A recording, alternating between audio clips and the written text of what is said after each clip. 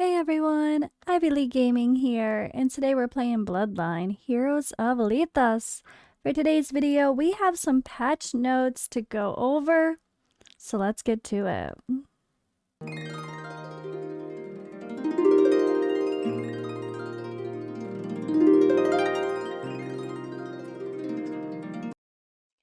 Alright, so the patch preview is for the patch starting the 25th.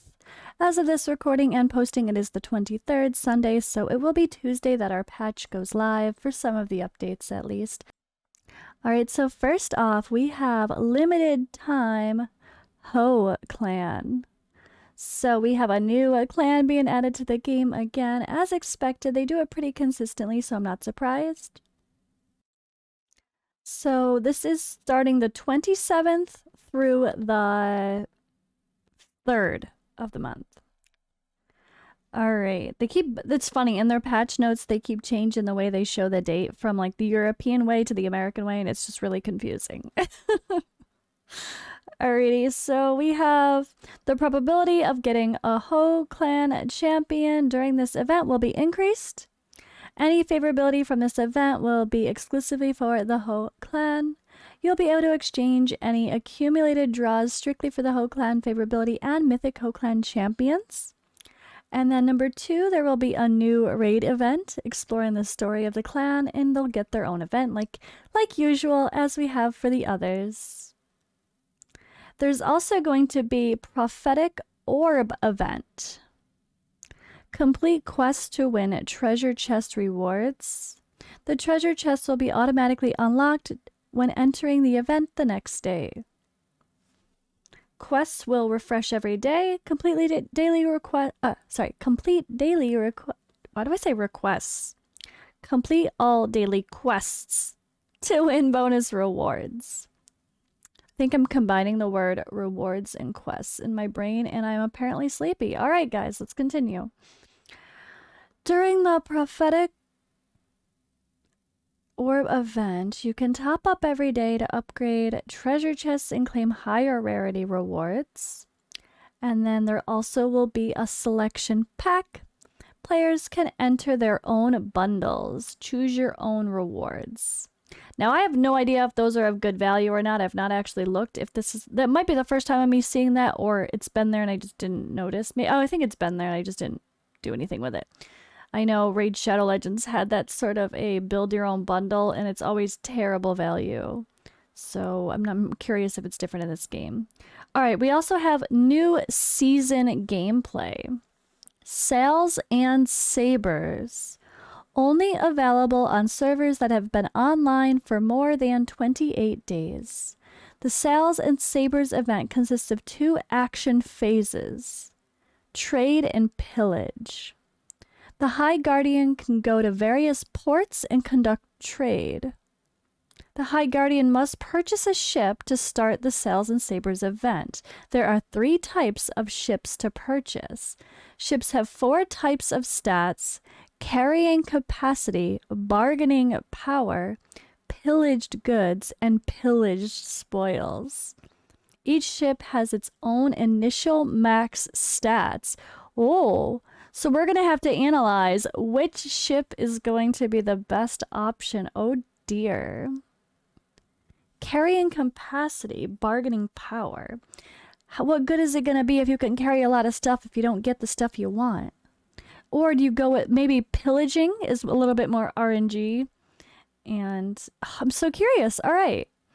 Each port has its own commodity and selling price. The High Guardian can buy low and sell high to earn merchant credits. Oh. So you can figure out which port has an item for the lowest price, and then go to the port where you could sell it for the highest and just go around and profit, not worried about which...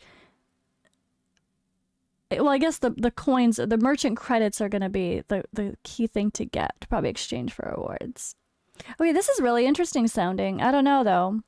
This is going to be terrible timing for me personally, because number 1, Honkai Star Rail goes global in a couple of days, and that's going to be my main focus, and I'm going to be logging in for bare minimum dailies every day. and guild conquest and all this stuff to keep up on it a little bit, like once or twice a day, but that's it. Like I'm going to be very distracted with a global launch of a big game. And then I go to the UK on the 29th, so... Whew, all right, I don't know. I'm not ready for another whole big content drop right now, but it's good that they're doing it. It's definitely good. All right, the High Guardian must send 3 teams to launch a pillage mission. The same champion cannot be assigned to different teams. A pillage mission lasts for 3 battles. The High Guardian's team will have to win 2 out of the 3 battles in order to successfully pillage. So it's just another like 3v3 arena. Oh, I always hate when things are like this. Oh god, it's fine, it's fine. In a pillage mission, the High Guardian can change the pillage target to a limited amount of times, and they can't pillage fellow guild member High Guardians. At the end of each session, all the High Guardians will be ranked based on the total value of their commodities and credits. Rewards will be distributed accordingly. This is interesting if people want to have like a go all in on pillaging, or do they and require your teams to be built solid to be able to successfully pillage? Or do you go all in on the trade and try to buy low, sell high? Or is it going to be a balance of both? Interesting. All right, at the end of each season... Oh yeah, okay, that's it. Adjustments and optimizations. All right, new part of this. Champion optimization. Added a 360 background scene for all demigod champions. Number 2, optimize the ultimate skill descriptions for male Aeson, female Lionstone, and female Dravapala. So it says the descriptions, so maybe the descriptions weren't fitting exactly what was happening. Doesn't sound like they're changing their skill, it just adjusting the description. Interesting. Fix the range, alright, and hit frames of the male Elzadith ultimate move. Adjusted down the percentage of lost health that the female discordant's active skill restores. So she's getting a nerf. Adjusted down the percentage of lost health that she can restore. So she's not going to heal herself back up quite as well anymore. I hope it's not too big of a nerf to where I highly regret building her instead of the male first.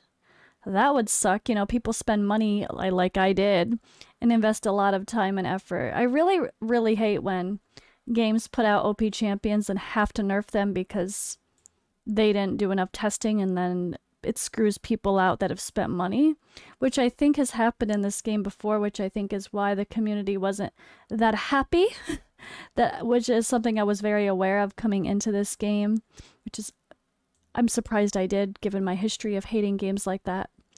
But, oh god. Alright, well, hopefully it's not massive. Hopefully it's subtle. But to be honest, it is a little bit broken at the same time. Like, how many battles now can I just not complete because it's down to my choir versus their choir, and it never ends? That's a bit... If you have a choir that you don't die kind of situation, you kind of... you don't want that either. Or unless someone is dramatically higher powered than you.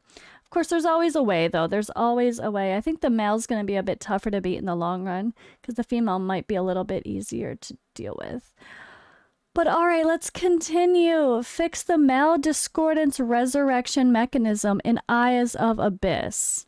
Now there's a chance to resurrect between team switches and enter the next challenge team. Weird. Okay. I don't have him, so I don't know what was happening before. Alright, number 6, well, I'm not using him, I should say, properly. Fix the invincibility trigger mechanism of the female Bloom's ultimate move. Now it can be invincible multiple times during the ultimate move, but may still receive damage in certain situations. Again, I haven't used the Bloom characters myself, so I don't know how that's going to affect before versus now personally. Alright, fix the Bloom's susceptibility to charm effects. Now it will not change targets when charmed. Interesting. Was it bugged? Or is that... alright. Anyway, companion optimizations. Okay. Added 2 new sets of companions. Well, yeah, to go with the new clan. Right? Or is there more? No, it's just gotta be that. Anyway, added switch button in the companion profile pages so that players can view companions more freely. Function optimizations. Optimize the clan challenge fund's name in different stages.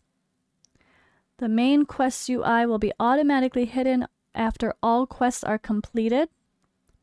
Now, Bloodcraft Legend equipment cannot be used as enhancement materials for general equipment. That's smart. If people were accidentally crunching the wrong materials, ooh, that would hurt.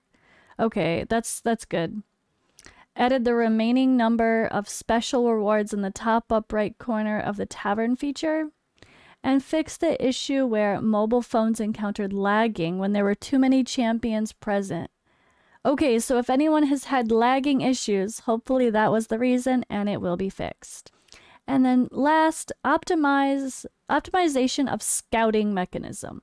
All right, that's all for today's video, guys. What do you think about these champion optimizations? I wonder if it's a big nerf for female discordant. I'm a little bit worried because that was the one that I went with first. A little bit worried. All right, but either way, I understand buffs and nerfs when needed to balance out a game. I hate when you have to nerf a champion because after people have already invested time and money, you know. Like, I might have went with the male if people weren't so high on the female. I actually liked the male first, but because of the talk and descriptions that people were telling, I saw in some comments about how unique the female was, just staying alive so well and having her summon be like there's 2 people attacking in the team, and how it seemed like that was actually more interesting and more overpowered. I went with the female, but I think in the long run the male has better utility overall for more situations anyway. I might be a little bit regretful of that, but either way, I have both. I have like 20 copies of the male now. I think literally 20. So plenty to build, and I have doesn't even matter. What am I saying? I have the companion. So we will build the male. We just need more fodder, unfortunately. But all right, that's all for now, guys. Thank you for watching today's video. Let me know what you think about this patch and maybe even the upcoming new Sals and Sabers event. Do you already have an idea of a strategy in mind for something like this, or is it something you need to wait and see? Let's have some fun, though. Hopefully it won't be too difficult or confusing. It sounds like it could get a bit complicated, but I guess we'll see. And I'll see you in the next video.